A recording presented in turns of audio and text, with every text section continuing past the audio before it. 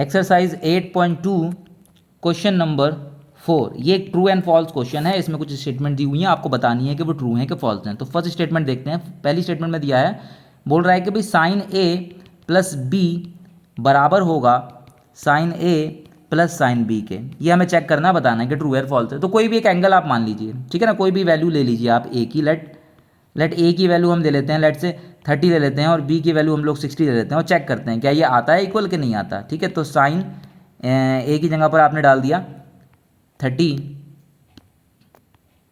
B की जगह पे आपने 60 डाल दिया। ठीक है, यहाँ राइट साइड में भी डाल दीजिए 30 प्लस बी की जगह पर आप डाल दीजिए 60, और चेक करते हैं LHS RHS के बराबर आता है कि नहीं आता।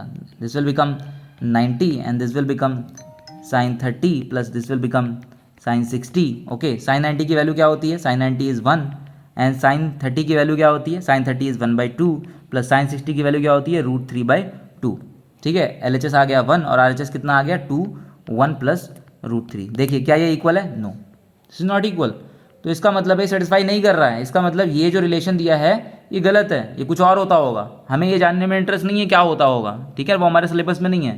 We will see it in 11th class कि साइन ए प्लस बी का फॉर्मूला क्या होता है। बट यहाँ पर ये क्लियर हो गया कि भाई sign A plus B, sign A plus sine B तो नहीं होता है। ठीक है ना, तो इसका मतलब ये स्टेटमेंट क्या हो गई, false. Statement is false. Clear, समझ में आया। ठीक है, इस तरह से आप चेक कर सकते हैं। और ए और बी मैंने यहाँ 30 या 60 लिया है, कोई भी एंगल लेकर यहाँ पे चेक कर सकते हैं। ठीक है ना, अलग अलग एंगल लीजिएगा। ठीक है, क्लियर। नाउ पार्ट 2 देखते हैं।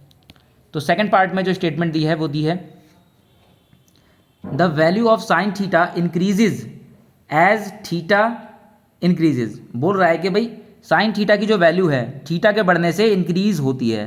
ठीक है, तो थीटा मेरा 0, 30, 45, 60 और 90 ये हमारे सिलेबस में। ठीक है, अब यहाँ पर अगर मैं साइन थीटा की वैल्यू लिखूँ तो क्या होती है, sine 0 is 0, sine 30 is 1/2, sine 45 is 1/√2 and sine 60 is √3/2 and 1।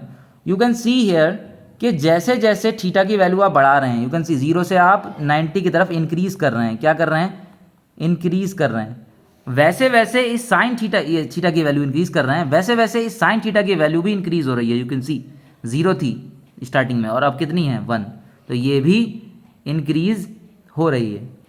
इसका मतलब क्या है, ठीक है, इसका मतलब ये है कि जैसे जैसे आप थीटा को बढ़ाएंगे वैसे वैसे साइन थीटा की वैल्यू भी बढ़ेगी। और यही आपकी स्टेटमेंट दी है, the value of sine theta increases as theta increases. इसका मतलब ये स्टेटमेंट क्या है, ये स्टेटमेंट ट्रू स्टेटमेंट है। क्लियर, ठीक है। नाउ थर्ड स्टेटमेंट देखते हैं।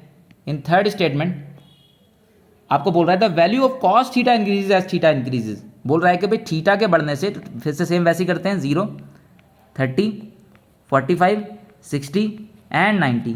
इस बार साइन की जगह पर क्या है, कॉस थीटा। तो कॉस थीटा की वैल्यू क्या होती है 1, कॉस 0 इज़ 1, ठीक है, कॉस 30 इज़ √3/2, कॉस 45 इज़ 1/√2 और cos 60 is 1/2 and cos 90 is 0। You can सी है कि थीटा जैसे जैसे आप बढ़ा रहे हैं 0 से 90 की तरफ ले जा रहे हैं, तो यानी कि आप थीटा को इंक्रीज करा रहे हैं, और लेकिन ये कॉस थीटा की जो वैल्यू है वो आपकी डिक्रीज होती जा रही है। यू कैन सी 1 थी इनिशियली और फिर 0 हो गई, तो इसका मतलब क्या है, डिक्रीज हो रही है। मतलब थीटा के बढ़ाने से आपकी कॉस थीटा की वैल्यू डिक्रीज होती है। साइन थीटा की तो इंक्रीज होती है बट कॉस थीटा की वैल्यू डिक्रीज होती है। जबकि स्टेटमेंट में क्या दिया है कि कॉस थीटा इंक्रीज होगा। इट मीन्स ये स्टेटमेंट कैसा स्टेटमेंट है, एक फॉल्स स्टेटमेंट है। ठीक, ओके। नाउ फोर्थ पार्ट पे आते हैं। फोर्थ स्टेटमेंट कह रही है कि साइन थीटा बराबर है कॉस थीटा के for all values of theta. सारी वैल्यूज के लिए क्या बराबर है, चेक कर लेते हैं। थीटा इज इक्वल टू 0 पे चेक कीजिए भाई, sine 0 is equal to cos 0। Sine 0 की वैल्यू कितनी होती है 0, और कॉस 0 की वैल्यू कितनी होती है 1। देखिए जी कहाँ आया बराबर, ये तो पहले ही पे फेल हो गया। वो तो बोल रहा है कि ऑल वैल्यूज पर होनी चाहिए, ऑल वैल्यूज पर तो नहीं। ठीक है, यहाँ 0 पे तो नहीं आ रही है, इसका मतलब स्टेटमेंट क्या है, ये स्टेटमेंट एक फॉल्स स्टेटमेंट है। 0 पे ही नहीं आ रही है तो फिर बाकी चेक करने की ज़रूरत नहीं है। हाँ, अब किस पर इक्वल होगी, ये क्वेश्चन मान लीजिए आपसे पूछा जाए तो 45 पर देखिए आप, sine 45 is equal to cos 45। ठीक है, साइन 45 कितना होता है 1/√2 और कॉस 45 कितना होता है अगेन 1/√2। तो 45 पे तो है, बट ठीक है एक एंगल पे तो है, 45 डिग्री पे तो है, बट वो बोल रहा है कि सारे एंगल पर होगी for all values of theta, but ऐसा नहीं है, 0 के लिए नहीं है, 30 के लिए नहीं है, 60 के लिए नहीं है, 90 के लिए नहीं है, बस केवल 45 के लिए है। तो सारे एंगल्स के लिए नहीं है, इसलिए ये स्टेटमेंट फॉल्स होगी। ठीक, लास्ट स्टेटमेंट, फिफ्थ स्टेटमेंट बोल रहा है कि भी cot A is not defined for A is equal to 0, मतलब ए इज इक्वल टू 0 के लिए कॉट ए मतलब नॉट डिफाइन है, मतलब कॉट 0 ए की जगह पे आपने क्या रख देना है, 0 रख देना है। और इसकी वैल्यू क्या नॉट डिफाइन होती है, बताइए, कॉट 0 टेबल देखकर बताइए, कॉट 0 की वैल्यू क्या होती है भाई, tan 0। अगर आपको भूल गए हैं तो tan 0 तो पता है ना, tan 0 कितना होता है, 0, 0/1। और कॉट क्या होता है, कॉट थीटा होता है tan का रेसिप्रोकल, tan थीटा। ठीक है, इसका मतलब जो भी इसकी वैल्यू होगी, tan 0 की वैल्यू होगी, उसका रेसिप्रोकल होगा, 1 ऊपर 0 नीचे, तो दिस इज 1/0, ऐसे याद रखिए। और जब भी डिनोमिनेटर में 0 होगा तो वैल्यू क्या होगी, नॉट डिफाइंड।